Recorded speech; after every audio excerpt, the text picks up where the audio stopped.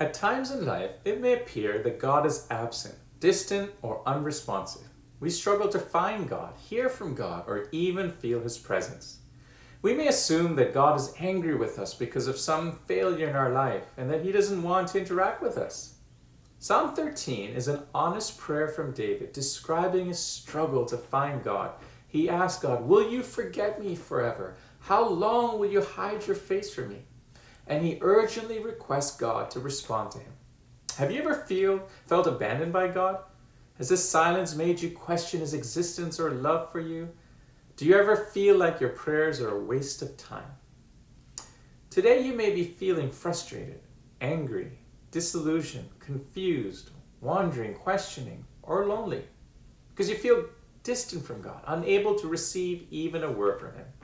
In Psalm 13, verse 3, David asked God to look upon him and answer him. We also may wonder at times, does God still speak today? I believe God is always speaking. His voice is like a radio wave.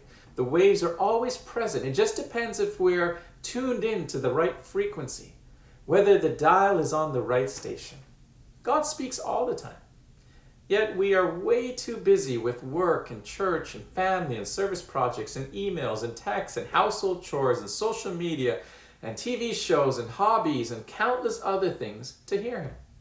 Nevertheless, God invites us to create sacred spaces where we can be silent and practice the art of listening. Job 33:14 says, "For God does speak, now one way, now another, though no one perceives it." From this passage, we understand three things. First, God does speak. Second, God speaks to us through different methods and means. And third, though He speaks, we at times don't perceive that it's actually His voice. It is we who need to flex our spiritual antennas and practice receiving and actively listening to God's voice. In Revelation 3:20, Jesus says, "Behold, I stand at the door and knock. If anyone hears my voice and opens that door, I will come to him and dine with him, and he with me." You see, our responsibility is to be in a position to hear His voice. There are three things that generally hinder us from hearing God's voice: distance, distraction, and discernment. Distance is our position. Distance can hinder us from being in a position to hear from Him. Distraction regards purpose. Distraction can hinder us from knowing the purpose of His voice, and discernment regards perception. A lack of discernment can hinder our perception of who is speaking.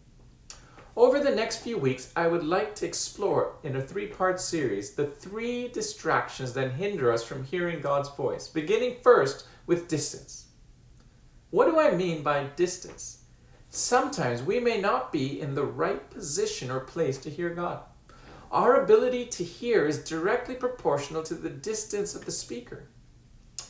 So our inability to hear God may be the result of our distance and space from Him. So why do we create distance or space between us and God? I'd like to highlight 4 reasons why. The first is we may not believe today that God speaks. And if that's the case, we won't be listening for His voice at all. If we don't believe it is possible to hear from God, we'll create this distance. Second, we might be afraid of what He will say. What if God asks us something we don't want to do? Or what if God asks us to forgive someone we don't want to forgive? Or give up something we want to keep? Go somewhere we don't want to go. The third, we could be angry with the Lord. If we blamed Him for something that happened in the past, we may not be interested in hearing anything He has to say. And the fourth reason, we worship something other than God.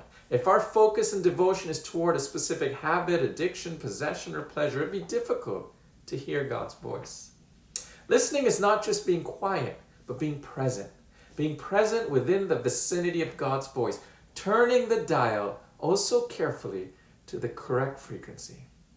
And God says, "Draw nigh unto Him, and He will draw near unto you."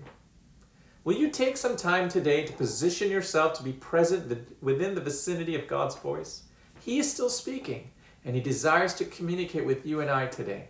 So don't let distance separate you from His gracious words of hope and love. God bless you.